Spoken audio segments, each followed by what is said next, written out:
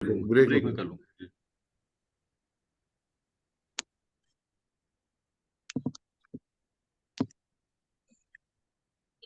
अस्सलाम वालेकुम रहमतुल्लाहि व बरकातुहू। वालेकुम अस्सलाम वरहमतुल्लाहि लेवल 1 वबरकातुहू। के लेसन 7A में मैं आपको खुशामदीद कहता हूँ। और इंशाल्लाह इसमें हम रुकू और सजदा की तस्बीहात जो हैं वो हम इंशाल्लाह सीखेंगे। और अगला जो प्रोग्राम होगा लेसन 8, उसमें इंशाल्लाह ब्रिगेडियर रुकमान अजीज़ भाई जो है वो हमारे सामने अतहियात तशद और अतहियात के बारे में इंशाल्लाह प्रोग्राम देंगे। तो बिस्मिल्लाह अल्हम्दुलिल्लाह वस्सलातु वस्सलामु अला रसूलिल्लाह रब्बि इश्रह ली सदरी व यस्सिर ली अमरी वाहलुल उक़दतम मिन लिसानी यफ़क़हू क़ौली सुब्हानका ला इल्म लना इल्ला मा अल्लमतना इन्नका अंतल अलीमुल हकीम।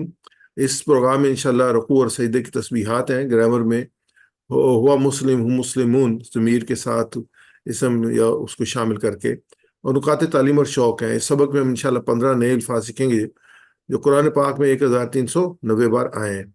और इस सबक के अख्ताम तक इंशाल्लाह हम 80 अल्फाज सीख चुके होंगे जो कुरान पाक में 26,082 बार आए हैं। तकरीबन आधे से ज़्यादा जो हमने इसमें टारगेट है हमारा, उससे ज़्यादा हम इस 7 लेसन में इंशाल्लाह मुकम्मल कर लेंगे। कुरान पाक की आयत है सूरह ज़ारियात की, मा खलक़तुल जिन्ना वल इंसा इल्ला लियाबुदून। मैंने जिन और इंसानों को इसके सिवा किसी काम के लिए पैदा नहीं किया कि वो मेरी बंदगी यानी मेरे न सिर्फ मेरी परस्तश बंदगी करें बल्कि ग़ुलामी और ताअत भी करें। तो ये अल्लाह ताला ने मकसद बयान फरमाया है इंसान और जिन्नों की पैदाइश का। बाकी चीज़ें अल्लाह ताला ने बयान की हैं, लेकिन उनको जो है ना वो तौह करन जो है अल्लाह ताला की बात कर रही हैं। लेकिन इंसान को और जिन्नों को अल्लाह ताला ने इख्तियार दिया है, तो अल्लाह ताला ने फिर उसके लिए जो है वो रसूल भी भेजे हैं और तालीमात भी भेजी हैं ताकि वो बंदगी करते रहें। रुकू और सजदे की तस्बीहात, इन तस्बीहात में बंदा अपने रब के हर ऐब से पाक होना, उसका सबसे बड़ा होना, उसकी पाकी और बढ़ाई का अमली एतराफ़ और इज़हार इस तरह करता है कि पहले उसके आगे ज़मीन के करीब झुक जाता है ये रुकू की हालत में, और फिर अपनी पेशानी और नाक उसके सामने ज़मीन पर रख देता है सजदे की हालत में। और इसमें जो तस्बीहात हैं, जब ये आयत सूरा वाक़या की आयत नंबर 74 वसब्बि बिस्मि रब्बिकल अज़ीम नाज़िल हुई, तो अल्लाह के रसूल सल्लल्लाहु अलैहि वसल्लम ने फरमाया इसे रुकू में पढ़ो। और जब सब्बि बिस्मि रब्बिकल आला सूरा आला की आयत नंबर 1 नाज़िल हुई, तो अल्लाह के रसूल सल्लल्लाहु अलैहि वसल्लम ने फरमाया कि ये सजदे में पढ़ो। तो जो हम सुबहान रब्बियल अज़ीम और सुबहान रब्बियल आला पढ़ते हैं, तो ये इसी जो है वो अल्लाह के रसूल सल्लल्लाहु अलैहि वसल्लम की तालीमात के मुताबिक है। बड़ी अहम बात है कि तस्बीहात की तादाद कितनी होनी चाहिए। उसमें यह कि नमाज और रुकू की हालत में कम अज़ कम 3 मरतबा तस्बीह पढ़ना चाहिए, सुन्नत है। जैसे सुबहान रब्बियल अज़ीम, सुबहान रब्बियल अज़ीम, सुबहान रब्बियल अज़ीम, ये 3 मरतबा पढ़ना सुन्नत है। दरमियानी दर्जा जो है वो 5 दफ़ा है कि 5 दफ़ा पढ़े, और आला दर्जा क्या 7 दफ़ा पढ़े। तो मिनिमम जो है वो 3 है। और बहरहाल 3 से कम तस्बीह पढ़ने से सुन्नत अदा नहीं होगी बल्कि नमाज मकरूह होगी। यानी कम अज़ कम जो है हमने 3 दफ़ा ज़रूर तस्बीह पढ़नी है। ये फतवा है मौलाना अल्लामा यूसुफ साहब का, बनौरी वाले जो हैं। तो हम आते हैं अज़कार की तरफ। सुबहाना रब्बियल अज़ीम, पाक है मेरा रब अज़मत वाला। सुबहाना हर ऐब और बुराई से पाक है। ये कुरान पाक में 41 मरतबा आया है। हम पढ़ते हैं सुबहान अल्लाह कि अल्लाह हर किस्म की कमी और नक्स से पाक है। अल्लाह हर किस्म की ऐब और बुराई से पाक है। सुबहान अल्लाह पाक है। रब्बी मेरा रब, मेरी परवरिश करने वाला। तफसीर के साथ हम इसको देखेंगे। मेरा रब जो ख़ास तौर पे जब कंसेप्ट जो हैं डेफिनेशंस बहुत क्लियर होती हैं, तो तभी इंसान जो है उसमें जो है उसकी तरफ राग़िब भी होता है और एक इत्मीनान भी उसको हासिल होता है। तो रब्बी मेरा रब, रब का लफ्ज़ का मादा जो है रा बे बा जो रिपीट हुआ है, तशदीद है उसमें, रब रब। तो इसमें यह रब कौन है? परवरिश करने वाला, ज़रूरत है कि ज़रूरियात बहाम पहुँचाने वाला। ये लफ्ज़ ध्यान से सुनिएगा ताकि आगे समझने में आसानी रहे। परवरिश करने वाला, ज़रूरियात बहाम पहुँचाने वाला, तरबियत और नशोनुमा करने वाला, कफ़ील खबर गिरा, देखभाल और इस्लाह का ज़िम्मेदार, वो रब होता है। सरदार दी इख्तिदार, जिसका हुक्म चले, जिसकी फ़ौक़ियत और बालदस्ती को तस्लीम किया जाए, वो रब होता है। जिसको तसर्रुफ़ के मुकम्मल इख्तियारात हो, मुकम्मल, कोई उसके इख्तियारात को पकड़ने वाला ना हो, तो वो रब होता है। मालिक और आका रब होता है।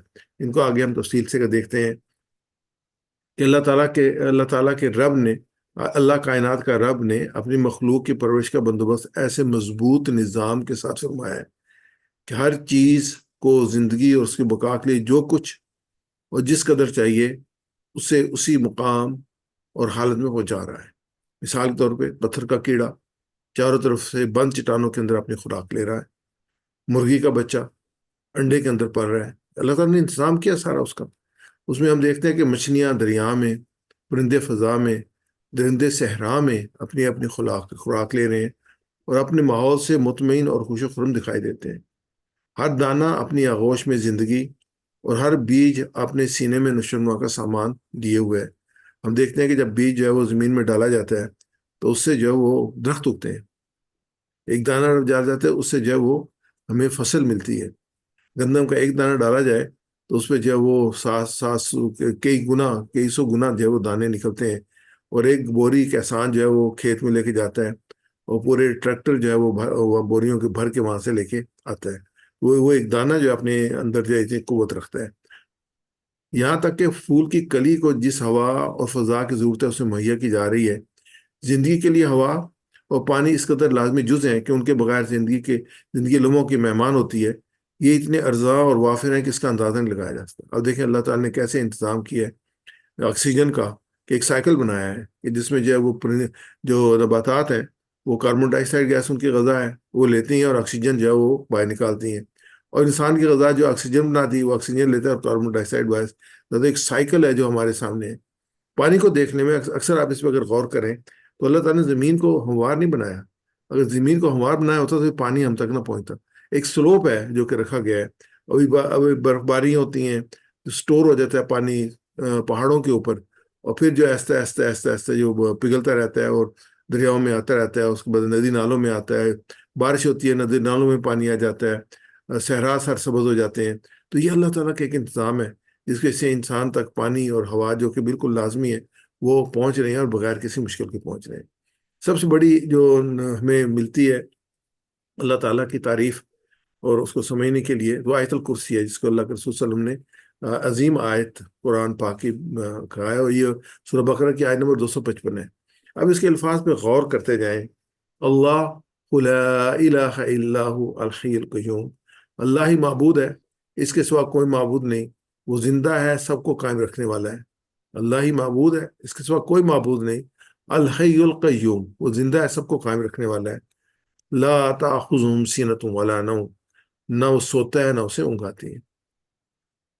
لہو ما فی السماوات ما فی الارض، زمین اور آسمان میں جو کچھ ہے اسی کا ہے، وہ مالک ہے ساری چیزوں کا، وہ رب بھی ہے اور مالک بھی ہے۔ من ذا الذی یشفع عندہ الا باذنہ، کون ہے جو اس کی جناب میں اس کی اجازت کے بغیر سفارش کرے؟ کوئی سفارش نہیں کر سکتا، کیوں؟ سب کچھ جانے کیوں نہیں کر سکتا؟ کیونکہ یعلم ما بین ایدیہم وما خلفہم، کہ جو کچھ بندوں کے سامنے اسے بھی جانتا ہے اور جو کچھ ان سے اوجل ہے اس سے بھی واقف ہے، یعنی جو کچھ ان کے ساتھ ہو رہا ہے اس کو بھی جانتا ہے، جو کچھ ہونے والا ہے اس کو بھی جانتا ہے، جو ان کے پاس ہے اس کو بھی جانتا ہے، جو چھپا کے رکھتے ہیں ان کو بھی جانتا ہے، وہ صرف اللہ کے ساتھ ہے، اس لیے اس کو کسی شفاعت کی ضرورت نہیں ہے، وہ جاننے والا ہے۔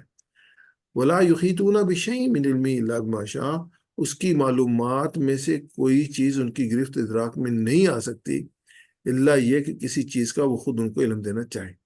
یہ علم جو ہے نا یہ اللہ تعالیٰ نے دیا ہے۔ حضرت اللہ تعالیٰ نے جب آدم علیہ السلام کو فرشتوں کے سامنے پیش کیا تھا اور فرشتوں کو کہا تھا کہ نام بتاؤ، تو وہ نام نہیں بتا سکتے، تو یہ آیت مبارکہ جو ہم پڑھتے ہیں شروع میں سبحانک لا علم لنا الا ما علمتنا، یہ اسی موقع پہ فرشتوں نے کہا تھا کہ ہمیں تو اتنا ہی علم ہے جتنا آپ نے دیا تھا، آپ کی ذات پاک ہے۔ تو آدم علیہ السلام کو کہا تو انہوں نے بتلا دیا، اس کو سکھایا دیا، اللہ تعالیٰ نے ان کو علم دیا تھا تو انہوں نے بتلا دیا۔ تو یہ کہ جتنا اللہ تعالیٰ نے کس کو علم دیا ہے اتنا ہی وہ جانتا ہے۔ علم کی اصل جو وہ سورس جو ہے وہ اللہ تعالیٰ کی ذات ہے۔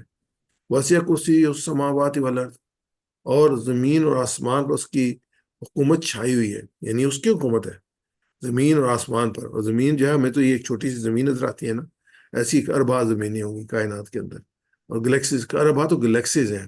یہ ایک جو سسٹم ہے ہمارا جس کو ہم ملکی وے کہتے ہیں، اس میں جو ہے 60,000 کے قریب سورج ہے، ہر سورج کی اپنی ایک پورا ایک فیملی ہے جو کہ اس کے آس پاس ہے، اس میں کتنی جگہ جو ہے وہ زمینیں ہوں گی اور کیا کیا وہاں پہ زندگی ہوگی نہیں ہوگی کیا ہوگی انسان نہیں جانتا۔ وہ تو لیکن رب کے واسع کرسی السماوات والارض، اس کی حکومت آسمان اور زمین پر چھائی ہوئی ہے، ولا یعود حفظہما، اور ان کی نگہبانی اس کے لیے کوئی تھکا دینے والا کام نہیں ہے، وہ العلی العظیم، وہ ایک بزرگ اور برتر ذات ہے۔ تو اس سے پیاری خوبصورت تعریف اللہ تعالیٰ کی جو ہے اللہ تعالیٰ نے خود جو اس آیت مبارکہ میں فرمائی ہے اور نہیں ہو سکتی۔ سبحان ربی العظیم، پاک ہے میرا رب عظمت والا۔ اب رب اس پوری بیک گراؤنڈ میں ہم جو ہے وہ دیکھتے ہیں، اس تصور کے ساتھ ساتھ پڑھتے ہیں کہ میرا رب پاک ہے ہر عیب اور کمزوری سے، وہ ظالم نہیں ہے، نہ انصافی کرنے والا نہیں ہے، بے مقصد چیزوں کو پیدا کرنے والا نہیں ہے، نہ اس کو تھکن آتی ہے نہ نیند، وہ کمزور نہیں ہے، اس کو کسی کا خوف نہیں ہے، اس نے جو بھی حکم دیے ہیں ان میں کوئی خرابی نہیں ہے، اور میری زندگی میں جو امتحان والے حالات ہیں ان پر مجھے کوئی شکایت نہیں ہے، کہ میرا رب جو ہے مجھ سے محبت کرنے والا ہے۔ اللہ کے رسول نے فرمایا کہ 70 ماہوں سے زیادہ محبت جو ہے اللہ تعالیٰ کرتے ہیں۔ تو ماں کی محبت کو تو ہم جانتے ہیں نا، اس کو اگر پیمائش کر لیں، اس کو 70 سے ضرب دیں تو رب کی محبت، اتنا محبت کرنا رب جو ہے تو وہی ہوگا جو میرے لیے بہتر ہوگا، کبھی نہیں ہو سکتا جو میرے لیے، جیسے ماں جو ہے وہ ایک بچے کے لیے، اپنے بچے کے لیے کبھی بھی جو وہ کوئی ایسی چیز نہیں سوچ سکتی جس سے اسے نقصان ہو، ہمارا رب کیسے سوچ سکتے ہیں؟ کبھی ہماری تربیت کے لیے ہوتا ہے، کبھی ہمیں سمجھانے کے لیے ہوتا ہے، کبھی ہمیں آگے لے جانے کے لیے ہوتا ہے۔ ہمارا رب بڑا کریم ہے۔ ہمارے رب کی جو صفت یہاں پہ بیان ہوئی سبحان ربیت، کہ پاک ہے میرا عظیم، عظمت والا، عظمت، بڑائی، طاقت، هو العلی العظیم، یعنی وہ بڑا طاقت والا ہے، عظمت والا ہے، بڑا ہے۔ تو اس کو ہم دیکھتے ہیں تفسیر روح القرآن میں جو ڈاکٹر اسلم صدیقی صاحب نے اس کی تشریح کی ہے، میں چند ایک تفاسیر سے آپ کو تشریح پیش کروں گا کہ ہمارا رب ہمارے تصور اور ادراک سے بھی عظیم ہے۔ انسان کی سمجھ کی ایک لمٹ ہے، وہ جتنی اس کو اللہ تعالیٰ نے عقل دی ہے اس کی سوچ سے آگے نہیں سوچ سکتا، تو اس سے زیادہ عظیم ہے اللہ تعالیٰ کی ذات ہے۔ جب تک اس کی عظمتوں کا صحیح تصور اپنے اندر پیدا نہیں ہوگا، اسے شرک کے کانٹے پھوٹتے رہیں گے، جب تک اس کی ذات کو ظن، قیاس، تشبیہ، تسامیل کی خیال آرائی سے بلند نہیں سمجھیں گے، اس وقت کوئی نہ کوئی شیطان ہمیں وسوسوں کی گمراہی میں مبتلا کرتا رہے گا۔ فی ظلال القرآن میں اسی کی تشریح فرمائی کہ اللہ بہت بلند ہو سکتا ہے، وہ عظمت اور سربلندی کے اونچے درجات تک پہنچ سکتا ہے۔ انسان بہت بلند ہو سکتا ہے، وہ عظمت اور سربلندی کے اونچے درجات تک پہنچ سکتا ہے، لیکن وہ اللہ تعالیٰ کی بندگی کی حدود و قیود سے باہر نہیں نکل سکتا۔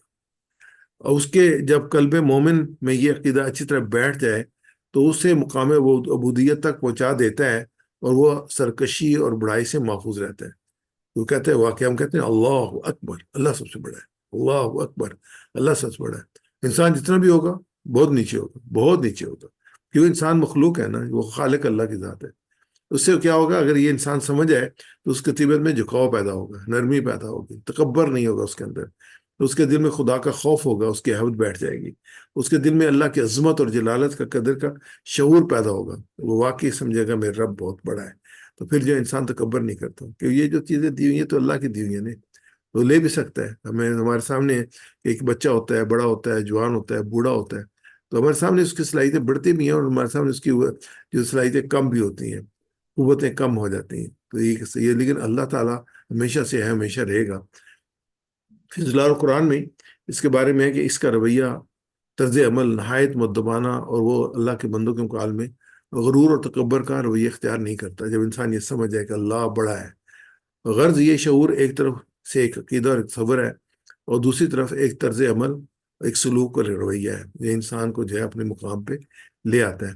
ویسے ریپیٹ کیجئے گا آپ سب، سبحانہ پاک ہے، سبحانہ پاک ہے، ربی میرا رب، ربی میرا رب، عظیم عظمت والا، العظیم عظمت والا، سبحان ربی العظیم، سبحانہ ربی العظیم، پاک ہے میرا رب عظمت والا، پاک ہے میرا رب عظمت والا، سبحان ربی العظیم، سبحانہ ربی العظیم، ایک کے آگے الف ہے، سبحانہ، سبحانہ، تو دوبارہ پڑھیے گا، سبحانہ، سبحانہ، سبحان ربی العظیم، سبحانہ ربی العظیم، پاک ہے میرا رب عظمت والا۔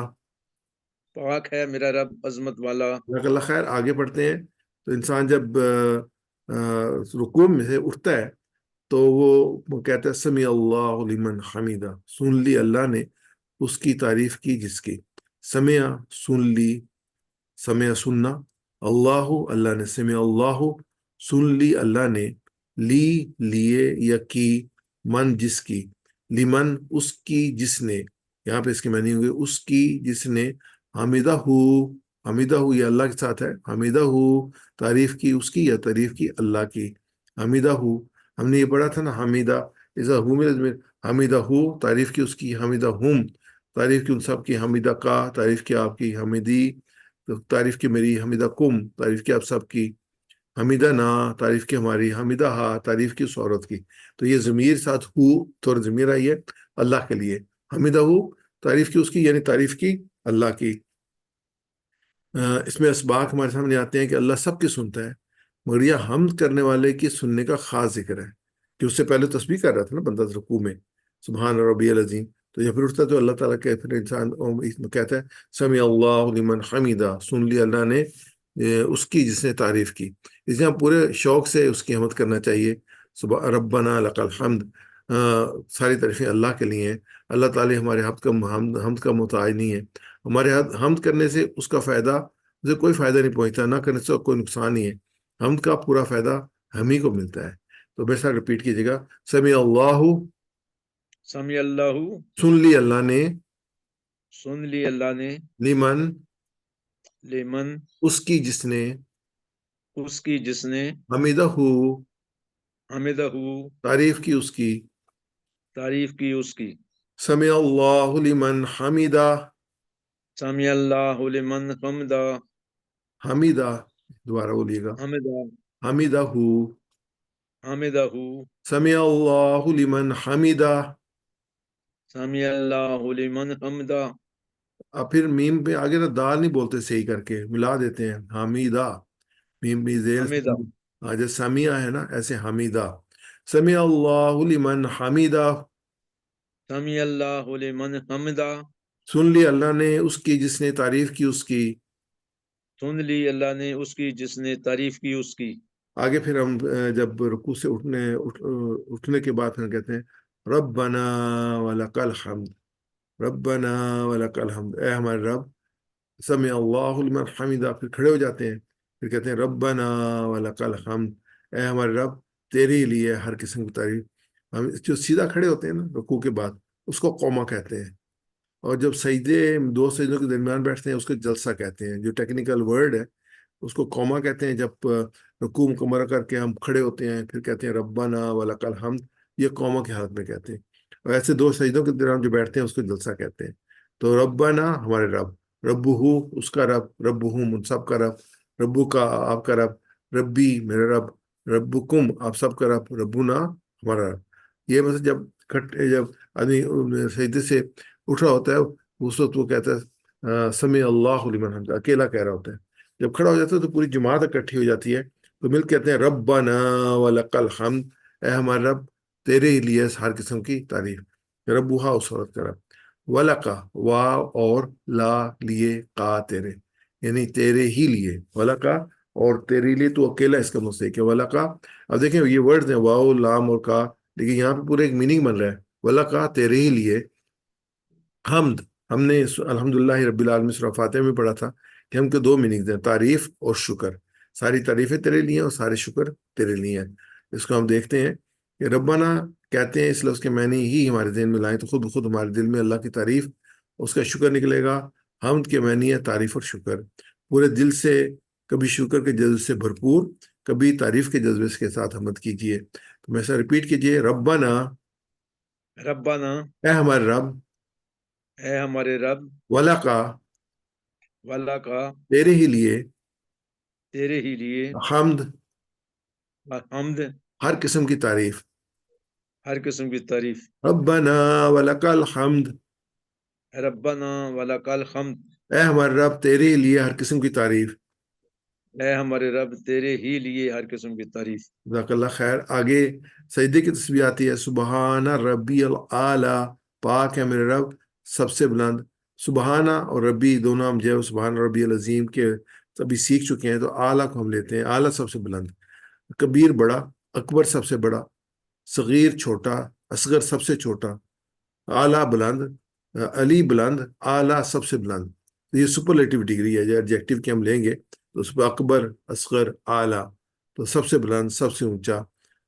جب ہم کہتے ہیں تو سجدے کی حالت میں مکمل سپردگی کی ہے، اس میں 4 باتیں جو ہیں وہ ہیں، اس کے تصور کے ساتھ ساتھ پڑھی ہے۔ نمبر 1 اس کی پاکی، نمبر 2 اس کی ربوبیت، سبحانہ کہا نا، پاک ہے میرا رب، اور ربی میرا رب دوسری چیز آ گئی، اور اپنائیت میرا رب، ربی میرا رب، اپنائیت کے بعد میرا رب، اعلیٰ اس سب سے بلند، اس کی بلندی۔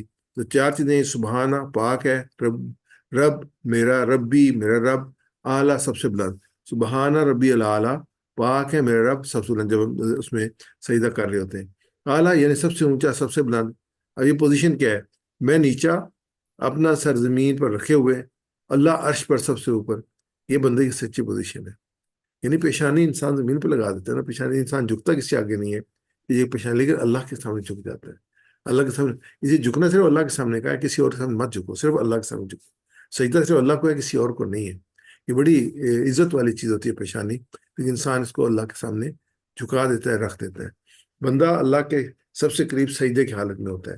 تو اس میں جدید تحقیقات مطابق اگر دنیا میں کامیاب اور خوشگوار زندگی گزارنے تو 2 چیزیں بہت اہم ہیں، ایک مثبت رویہ، پازیٹیو ایٹیچیوڈ، اور دوسرا گریٹیوڈ، کہ انسان شکر گزار ہو، یعنی انسان سے جو کام رہتا ہے، اس کی جو پیشنس ہیں وہ اچھے رہتے ہیں۔ اس میں ہماری نماز کا قیام جو ہے الحمدللہ رب العالمین سے شروع ہوتا ہے، اور قیام ختم ہوتا ہے وَلَكَ الْحَمْدُ سے، اس کے بعد آتے ہیں سبحان ربی الاعلیٰ، اور ہم روزانہ 200 سے زیادہ مرتبہ یہ تسبیح پڑھتے ہیں۔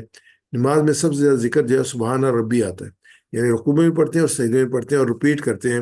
سب سے زیادہ نماز میں جو ہم پڑھتے ہیں تسبیح وہ سبحان ربی، پاک ہے میرا رب، پاک ہے میرا رب، پاک ہے میرا رب۔ اللہ تعالیٰ جو بھی بات ہم سے دہروانا چاہتا ہے اس کی کئی وجوہات ہو سکتی ہیں۔ ایک وجہ یہ بھی ہو سکتی ہے کہ ہمارے فکر کی خوب تربیت ہو، جو انسان چیز ریپیٹ کر رہا ہے تو اس کی شعور و لاشعور میں چلی جاتی ہے، یعنی خوب تربیت ہو اور انسان ہر وقت ہر لمحے اس چیز کو، اللہ کی عظمت کو اپنے ذہن رکھے۔ سبحان ربی میں کئی پہلو تربیت کے ہیں جن کا ذکر ہو چکا ہے۔ سجدہ کرتے ہم جھک جاتے ہیں، زمین پہ اپنا سر رکھ کر پڑھتے ہیں، کہ وہ بھی ربی کہہ کر اپنائیت کے ساتھ، گویا ہم یوں کہہ رہے ہیں کہ اللہ میں بالکل راضی ہوں، مجھے تجھ سے کوئی شکایت نہیں۔ یعنی یہ ہمبلی جب اس کے سامنے کرتے ہیں تو یہی کہتے ہیں نا کہ مجھے آپ سے کوئی شکایت نہیں۔ تو ہم اللہ کے سامنے پیشانی ڈال کے جب کہتے ہیں کہ تو پاک ہے، تو میرا رب ہے، تو ہم کیا کہتے ہیں؟ مجھے کوئی شکایت نہیں، تو تعریف کے قابل ہے، تو بہت اعلیٰ ہے، تو بڑا بلند ہے۔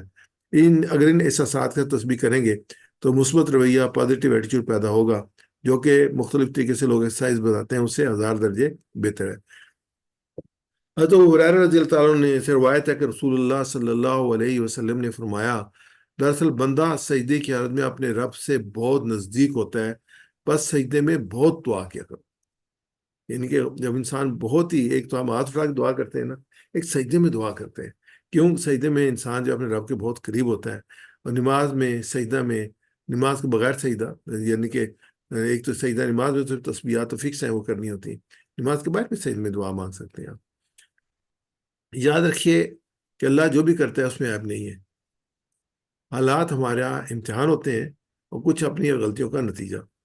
جو بھی حالات ہیں ان پر صبر کرتے ہوئے جتنا ہو سکے اچھا کام کرنے کی کوشش کیجیے، اسی میں کامیابی کا راز ہے۔ ویسے ریپیٹ کیجیے گا، سبحانہ پاک ہے، سبحانہ پاک ہے، ربی میرا رب، ربی میرا رب، الاعلیٰ سب سے بلند، الاعلیٰ سب سے بلند، سبحانہ ربی الاعلیٰ، سبحانہ ربی الاعلیٰ، پاک ہے میرا رب سب سے بلند، پاک ہے میرا رب سب سے بلند، سبحانہ ربی الاعلیٰ، سبحانہ ربی الاعلیٰ، پاک ہے میرا رب سب سے بلند۔ پاک ہے میرا رب سب سے بلند۔ حضرت عائشہ رضی اللہ تعالیٰ عنہا کہتی ہیں کہ رسول اللہ صلی اللہ علیہ وسلم سجدے میں، رکوع میں یہ بھی دعا پڑھتے ہیں، سبوح قدوس رب الملائکۃ والروح، اللہ نہایت پاک، بہت بڑائی اور عظمت والا، عیوب و نقائص سے خوب پاک، منزہ، جو فرشتوں اور روح کا رب ہے۔ یہ بھی اللہ کے رسول پڑھا کرتے ہیں، سبوح قدوس رب الملائکۃ والروح۔ حضرت عائشہ رضی اللہ تعالیٰ کہتے ہیں ایک رات میں نبی اکرم صلی اللہ علیہ وسلم کو گم پایا، میں نے خیال کیا آپ کسی دوسری زوجہ مطہرہ کے پاس گئے ہوں گے، میں تلاش کیا، پھر واپس لوٹی تو اچانک آپ کو پایا کہ رکوع یا سجدہ میں یہ دعا پڑھے تھے، سبحانک و بحمدک لا الہ الا انت، تو پاک ہے، تیری تعریف اور ثنا ہے، تیرے سوا کوئی معبود برحق نہیں، سبحانک و بحمدک لا الہ الا انت۔ تو ایک اہم چیز ہے، یہ حدیث پاک ہے، سیدنا عباس رضی اللہ عنہ کے راوی رسول اللہ صلی اللہ علیہ وسلم نے فرمایا کہ آگاہ رہو، رکوع اور سجود کی حالت میں قرآن پڑھنے سے مجھے منع کیا گیا ہے۔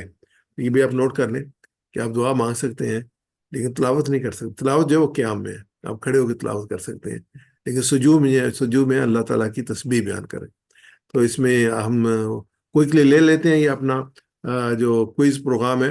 آپ بھی میرے ساتھ ریپیٹ کیجیے گا, میں کوئکلی کر لیتا ہوں. سبحانکا, سبحانکا. آپ اس میں سے کوئی جواب دینا چاہیں تو مجھے چیٹ پہ جواب دے سکتے ہیں. چیٹ میں نے آن کر لی ہے اور آپ کا مجھے میسج اور ملتا رہے گا, آپ بھی آن کر لیں. اللہ کی ذات اور اللہ سبحانکا, کی ذات پاک ہے، سبحانکا اور اور اللہ کی ذات پاک ہے۔ سبحانکا, آپ نہ بولیے گا پلیز.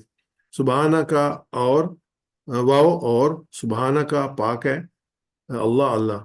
یہ ہمارے پاس جو جواب آئے گا وہ آئے گا کہ اللہ کی ذات پاک ہے اور اللہ کی ذات پاک ہے. وہ ذکر, وہ کون سا ذکر سکھاتا ہے کہ اللہ کسی حکم میں کوئی عیب نہیں. کون سا حکم سکھاتا ہے ہمیں کہ کوئی عیب نہیں کسی حکم میں؟ ابھی ہم نے پڑھا ہے سبحان اللہ, سبحان اللہ, سبحان اللہ. یہ اس میں آتا ہے کہ کوئی عیب نہیں. سمع اللہ, سمع اللہ کا کیا مطلب کیا ہے؟ اللہ سنتا ہے, اللہ سنے گا, اللہ نے سن لیا, بے شک اللہ نے سن لیا. تو اس میں جو سار مین کا اور اس کے بعد ہاں صحیح جواب سی ہے, اللہ نے سن لیا. ہم اللہ کے سب سے قریب ہوتے ہیں کب ہوتے ہیں؟ بہت آسان سوال ہے. ہم اللہ کے قریب کب ہوتے ہیں؟ ہم اللہ کے قریب ہوتے ہیں, بالکل صحیح ہے, سجدے کی حالت میں اللہ کے قریب ہوتے ہیں. دل سے حمد کرنا ہو تو کیا کریں؟ جلدی جلدی یہ تو نہیں ہو سکتا, جلدی جلدی پڑھیں, یہ تو بیچ میں سے نکال دیں, یہ تو نہیں نکال دیں. تو کیا ہو سکتا ہے کہ ہم کیا کریں؟ ہم جو ہے وہ اللہ کی صفات پر غور کریں, ٹھہر ٹھہر کے پڑھیں تجوید کے ساتھ, اللہ کے انعامات پر غور کریں. تسبیح کو زندگی میں لانا ہو تو کیا ہوگا؟ کیسے تسبیحات زندگی میں آئیں گی؟ دین کی دعوت دیں, ہر امتحان کو بغیر شکایت کے قبول کے اللہ کا پڑھتے رہیں, اپنے کام میں لگے رہیں. تو کیا ہوگا؟ بی بالکل صحیح جواب ہے, ہر امتحان کو بغیر کی شکایت کے قبول کریں. تو یہ روین کا ہے, اس میں دیکھ لیں آپ. تو یہ ہم آلریڈی پڑھ چکے ہیں اور پڑھ بھی رہے ہیں. ماں کا مطلب ہے نہیں, اور کیا اور جو, یہ تین میننگ ہے, نہیں, کیا اور جو. لا کا مطلب ہے نہیں. لم کا مطلب ہے ڈڈ ناٹ, نہیں ماضی میں. لن کا مطلب ہے ہرگز نہیں, ول ناٹ. اس کو ہم مثال سے دیکھنے کی کوشش کرتے ہیں. جیسے یہ ہمارے سامنے مثال ہے لا کی, لا یؤمنون, وہ ایمان نہیں لائیں گے. ماں کی مثال ہے ما یشعرون, وہ شعور نہیں رکھتے. لم کی مثال ہے ڈیڈ ناٹ کی, لم تنذرہم, نہیں ڈرایا تو نے ان کو. لن کی مثال نن نصبرو, ہم ہرگز صبر نہیں کریں گے. اور لیسا کی مثال ہے الیس اللہ, الف جو ہے وہ حمزہ والا جو ہے وہ کیا کے لیے استعمال ہوتا ہے, سوال کے لیے. الیس اللہ, کیا نہیں ہے اللہ. یہ ہمارے سامنے اگلا پارٹ, ہم اس میں چلتے ہیں جو کہ ہمارا گرامر کا حصہ ہے. اور اس میں ایک منٹ صرف میں آپ سے لوں گا.